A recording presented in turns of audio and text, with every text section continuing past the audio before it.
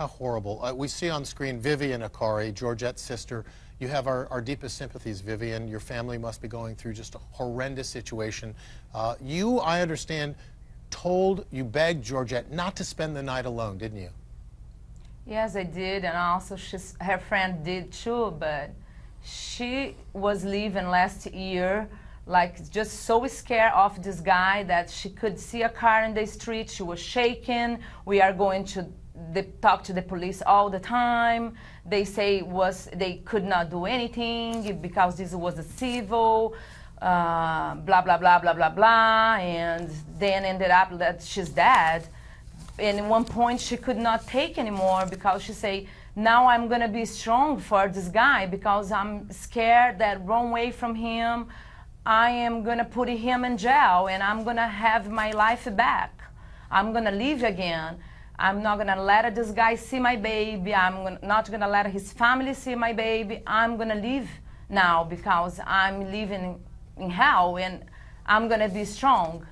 And we're showing on the screen right now a picture of Christopher Gould, who was Georgette's ex-boyfriend, and we want to make it clear that at this point, even though he's under arrest for unrelated charges and being held in custody, he's not officially been named a suspect. Mr. Self, Evan Self, attorney for Georgette Akari, I guess a lot of folks are concerned about Georgette and Christopher's child, the 2-year-old who was in the house at the time, and I fear must have seen some horrific things. Yes, in fact, one of the things that concerns us greatly is that young Christopher, the baby who's a little more than 2 years old, clearly at the dependency hearing on Monday was covering his ears. He had clearly expressed some thoughts that he heard some sort of bang or explosion.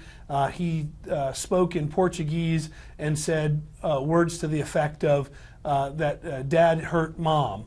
And so that's, and in fact today when he was at one of the doctor's visits for part of that dependency process, he saw a window and he pointed to the window and said, "Dad." And so our concern is that he did see something, and Viviani and the family are making sure that that he gets any appropriate medical attention or care or psychiatric attention during this critical time. And what do you do, Mr. Self, at this point? You want to move forward, you want the police investigation to move forward, and I suppose at this point you would like charges to be officially filed, correct?